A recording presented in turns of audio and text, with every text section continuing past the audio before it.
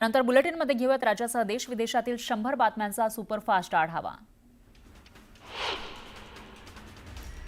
12 September रोजी CP Radhakrishnan उपराष्ट्रपती पदाची शपथ घेणार आहेत। राष्ट्रपती भवनामध्ये 12 सप्टेंबरला सकाळी 10:05 शपथविधी पार पडणार आहे। शिवसेनेची मुख्य कार्यकारी समिती जाहीर झाली आहे। मुंबई पालिका निवडणुकीच्या पार्श्वभूमीवर समिती जाहीर करण्यात आली आहे। या समितीमध्ये पक्षाचे मुख्य नेते एकनाथ शिंदे यांच्यासह 21 प्रमुख नेत्यांचा समावेश आहे। केंद्रीय निवडणूक आयोगाची महत्त्वाची बैठक संपन्न झाली। दरम्यान 30 सप्टेंबरपर्यंत SIRची तयारी पूर्ण करा असे निर्देश सर्व राज्यांच्या मुख्य निवडणूक अधिकाऱ्यांना देण्यात आले। ऑक्टोबरमधील कोणत्याही दिवशी SIR सुरू होणार आहे आणि वेळापत्रक लवकरच राज्यांना कळवणार असं केंद्रीय निवडणूक आयोगाकडून सांगण्यात आलंय।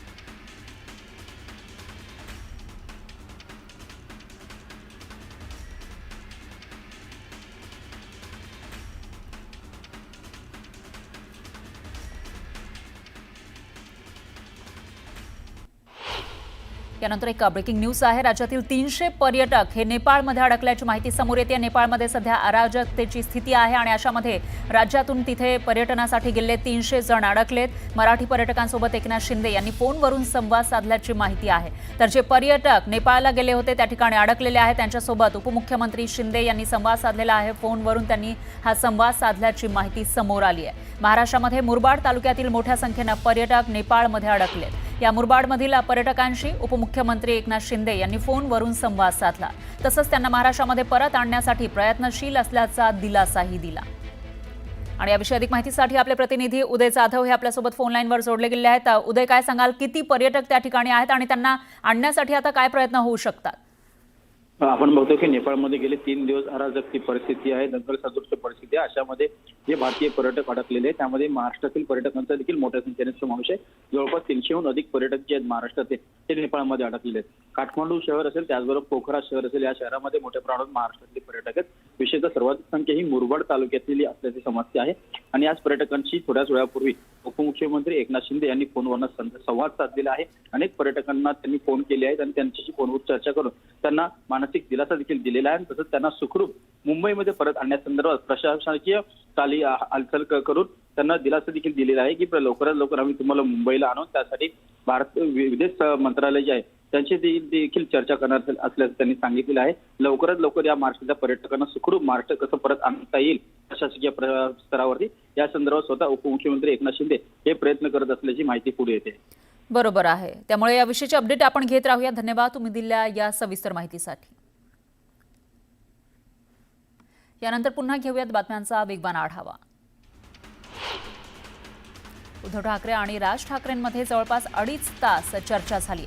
ठाकरेंनी शिवतीर्थ निवासस्थानी जाऊन राज ठाकरेंशी चर्चा केली। दोघांमध्ये आगामी पालिका निवडणुकीबाबत चर्चा झाल्याची माहिती आहे। ठाकरे बंधूंच्या युतीची घोषणा येत्या 2 ऑक्टोबरला होणार आहे। दसरा मेळाव्यात दोन्ही बंधूंच्या युतीची घोषणा होण्याची शक्यता आहे।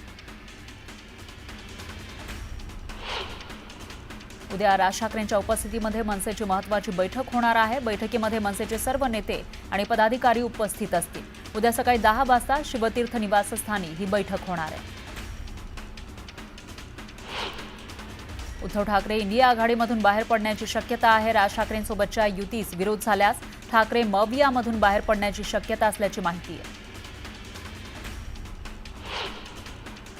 ठाकरे बंधू मुंबईच्या आणि महाराष्ट्राच्या हितासाठी एकत्र येत असतील तर साथ द्यायला हवी असं वक्तव्य आमदार जितेंद्र आव्हाड यांनी केलंय। तर 2 भाऊ एकत्र येत असतील तर तिसऱ्या माणसानं चर्चा कशाला करावी असा सवालही त्यांनी केला।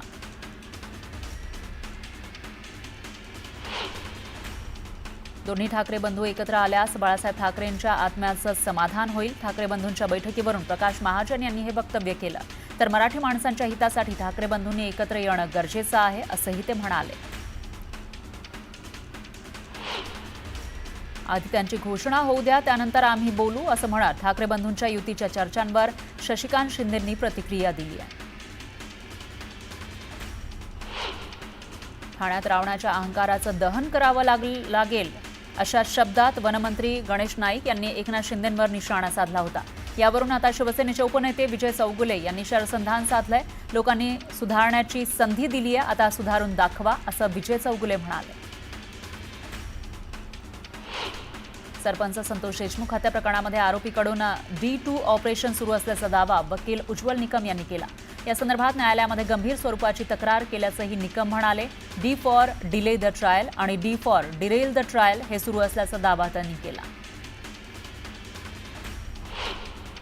मराठा आरक्षणाबाबत सरकारनं दिलेल्या GRची जिल्हा स्तरावर अंमलबजावणी सुरू आहे। धाराशिव जिल्हा प्रशासनानं कुणबी मराठा आणि कुणबी मराठा जात प्रमाणपत्र देण्याची प्रक्रिया सुरू केली आहे। नागरिकांनी प्रमाणपत्रासाठी अर्ज करावेत असं आवाहन जिल्हा प्रशासनाकडून करण्यात आलंय। मालेगाव बोगस शिक्षक भरती घोटाळा प्रकरणातील तिन्ही आरोपींना 13 सप्टेंबरपर्यंत पोलीस कोठडी सुनावण्यात आली आहे। 100 कोटींच्या या घोटाळा प्रकरणी आतापर्यंत मालेगावच्या वेगवेगळ्या पोलीस स्थानकात 17 जणांवर गुन्हे दाखल करण्यात आले। छत्रपती संभाजीनगरच्या समृद्धी महामार्गावरील माळीवाडा इंटरचेंजजवळ असलेल्या पुलावर मोठमोठे खिळे मारण्यात आल्याचा धक्कादायक प्रकार समोर आला। या खिळ्यांमुळे अनेक वाहनं पंक्चर झाली। दरम्यान हे खिळे नव्हते तर मेंटेनन्स कामासाठी लावलेले नोझल होते। काही वाहनांनी बॅरिकेड तोडून नोझलवर गेल्यानं पंक्चर झाल्याची माहिती पोलिसांनी दिली। डहाणूवरून विरारकडे जाणाऱ्या लोकलमध्ये बिघाड झालाय। लोकल काही काळ प्लॅटफॉर्मवरच थांबली होती। त्यामुळे मुंबईच्या दिशेने जाणाऱ्या लोकल आणि लांब पल्ल्याच्या गाड्या धीम्या गतीनं सुरू होत्या। ठाणे वाशी ट्रान्स हार्बर मार्गावर लोकल ट्रेनमध्ये जागेवरून दोघांमध्ये तुंबळ हाणामारी झाली। या हाणामारीचा व्हिडिओ सोशल मीडियावर चांगलाच व्हायरल होतोय। जोपर्यंत नवी मुंबई विमानतळाला दिबा पाटील यांचं नाव देत नाही तोपर्यंत विमानतळाचे उद्घाटन होऊ देणार नाही असा इशारा खासदार बाळामामा म्हात्रे यांनी केंद्र सरकारला दिला। ठाणे पालिकेच्या प्रभाग रचना हरकतींवरील सुनावणी दरम्यान मोठा गोंधळ झाला। विरोधी पक्षाच्या नेत्यांना हरकती नोंदवण्यासाठी पहिली संधी दिल्यानं नागरिकांनी संताप व्यक्त केला। यावेळी सभागृहाबाहेर नागरिकांनी एकच गोंधळ घातला।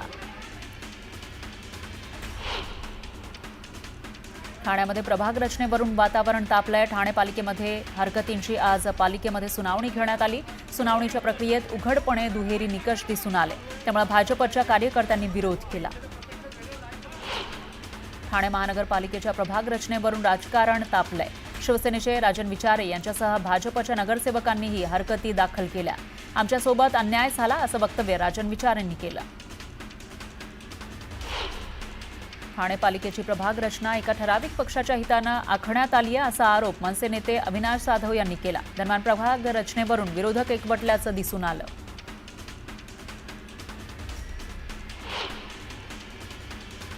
पुण्याला वाढीव पाण्याचा कोटा नाकारण्यात आला आहे। पहिल्यासारखं 14 TMC पाणी मंजूर करण्यात आलंय। पाण्याचा कोटा वाढवून द्यायला पाटबंधारे विभागानं नकार दिलाय। 32 गावांचा समावेश वाढल्यानं पुणे पालिकेनं 21 TMC पाण्याची मागणी केली होती। कापसावरील आयात शुल्क हटवल्याच्या केंद्र सरकारच्या निर्णयामुळे देशांतर्गत कापूस उत्पादक शेतकऱ्यांवर दर घसरण्याचं संकट निर्माण झालंय। त्यातच CCIच्या निविदा प्रक्रियेतील जाचक अटींविरोधात देशभरातील 4000 जिनर्सपैकी 98% जिनर्सनी बहिष्कार टाकलेला आहे। यामुळे कापसाची कोंडी होण्याची भीती व्यक्त केली जाते। वाशिम जिल्ह्यामध्ये सततच्या पावसामुळे फळ उत्पादक शेतकऱ्यांचं मोठं नुकसान झालं आहे। सीताफळ बागेचं मोठं नुकसान झालंय। त्यामुळे शेतकरी चिंतेत सापडलाय।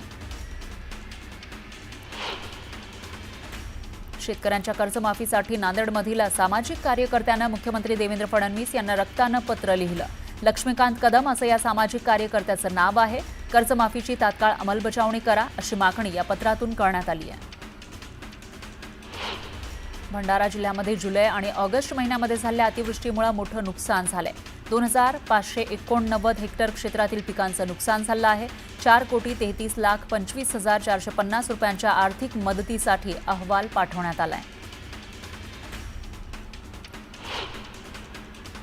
जालना खामगाव रेल्वे मार्गासाठी केंद्र आणि राज्य सरकारनं प्रत्येकी 50% निधीची तरतूद केली आहे। मात्र नीती आयोगाकडून तरतूद केलेला निधी अजूनही मिळालेला नसल्यानं रेल्वेचं काम रखडलंय असा आरोप रेल्वे संघर्ष समितीनं केला।